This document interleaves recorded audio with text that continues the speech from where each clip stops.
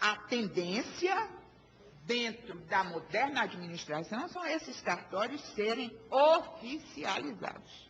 Mas isso não se pode fazer de uma hora para outra, porque seria traumático.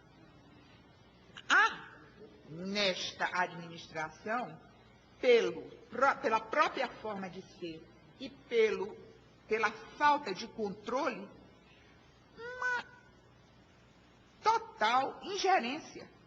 Como, por exemplo, no estado do Pará,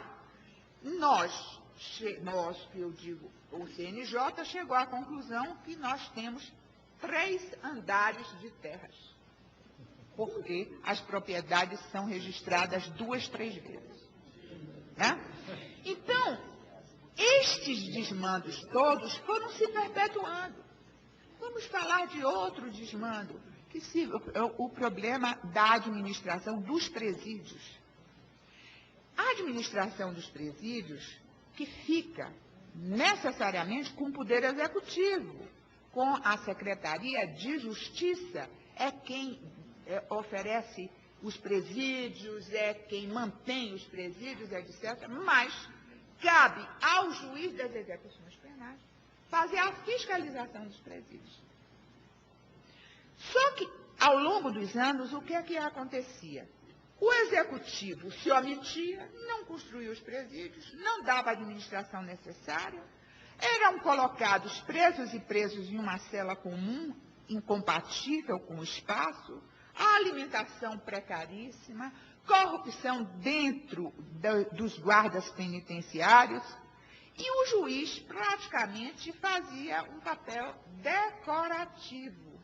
E era um censor de presídios que era um assinador de papel. Muitas vezes ele passava pela vara de execução durante anos a fio, nunca botava o pé em um presídio. Não conhecia um presídio. Quantos e quantos magistrados chegam ao tribunal sem conhecer presídio? E, a partir daí, logicamente, este segmento também foi ficando à margem do Poder Judiciário.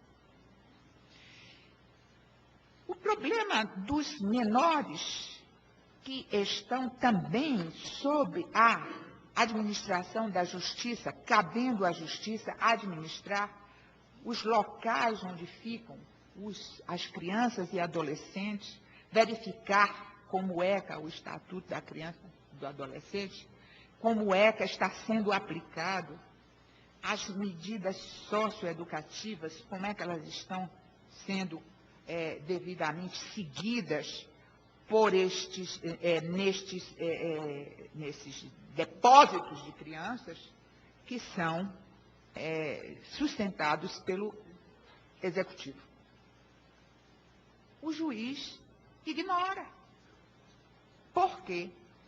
Não tem ingerência na administração física do espaço e ele vira um assinador de papel.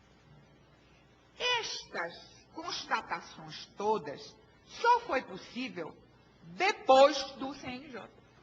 Porque depois do CNJ é que nós tivemos ciência efetiva, oficialmente, dos números, da estatística, do que estava acontecendo. Porque, como eu disse antecedentemente, cada tribunal administrava a justiça de um Estado. E nós não sabíamos a realidade de um e de outro. E isso ficava essa confusão.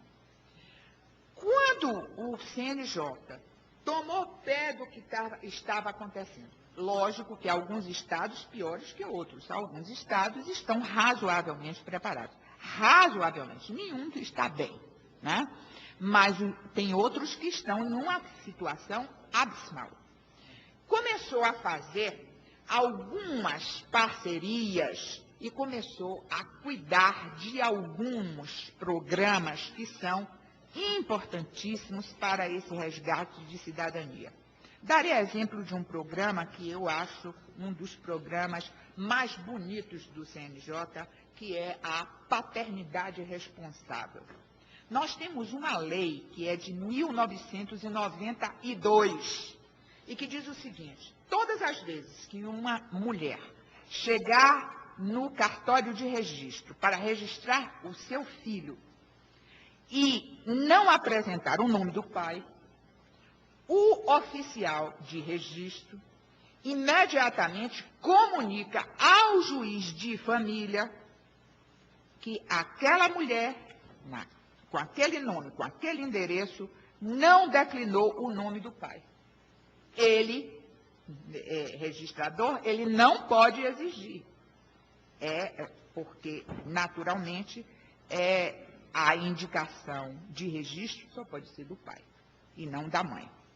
Imediatamente, o juiz deverá diligenciar para a localização desta mulher, de tal forma que seja possível ela chegar até o juiz e ele saber por que aquela criança não foi registrada pelo pai.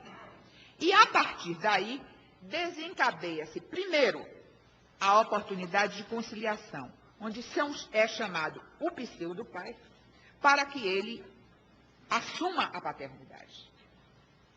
E isto tem dado certo porque 30% destes pais chamados, eles imediatamente aceitam, assumem a paternidade. A outra, um percentual de 60%, precisa-se chegar à investigação de paternidade. Nega a paternidade, faz-se o exame de DNA. Agora, existe um exame mais moderno até e menos dispendioso, que é justamente fazer com a mucosa da boca, que se faz rapidamente, bem mais barato, e isso está sendo feito aos borbotões na justiça brasileira. E 20% termina sendo difícil a localização daquele que é indicado como pai e se perde nesse caminho. Mas, dentro deste programa, como é que poderia chegar-se a uma lei de 1992 e se chegou à conclusão seguinte: nem o oficial de registro tinha conhecimento dessa lei e não exigia e não mandava para o juiz, e alguns mandavam para o juiz e o juiz, ignorando, simplesmente botava arquivos. E como é que o CNJ chegou a essa conclusão? Porque foi para o censo escolar e, pasmem os senhores, encontrou só de crianças com registro sem pai, com menos de 18 anos, pelo censo escolar, ou seja, aquelas crianças que estão fora do censo escolar não foi possível localizar. 5 milhões de crianças. Com a certidão onde no lugar do pai constava apenas tracinhos. E os senhores sabem que isso é o primeiro estigma que sofre uma pessoa. Na hora que vai para a escola e que dá o registro, não tem pai. Nome da mãe? Pai, não tenho. Ninguém nasce do nada, né? Então, é o primeiro estigma. O CNJ tem conseguido resgatar 80%, pelo menos, das crianças localizadas nesse afã. Temos um outro, que é o mutirão carcerário, que tem sido um espetáculo, porque os presos, os apenados, que têm advogado, têm recursos, têm advogados que vão lá e fazem todas as manobras, inclusive, para que o seu cliente não fique na prisão. Mas aqueles que são pobres, que não têm advogado, ou que já tudo gastaram com os advogados, eles mofam na prisão e ficam sem direito a livramento condicional, a comutação de penas, a todos os benefícios, porque, na realidade, ninguém se interessa por eles. Muitos deles não têm família que vá pedir a proteção da defensoria pública, etc. Enfim, foi uma quantidade de presos superior a 3.000 presos que estão no presídio injustamente, né? Então, este programa do mutirão carcerário objetivou fazer um levantamento de todas as pessoas que estão no presídio, aquelas que já cumpriram a pena e que precisam sair como um resgate de cidadania se já cumpriram a pena.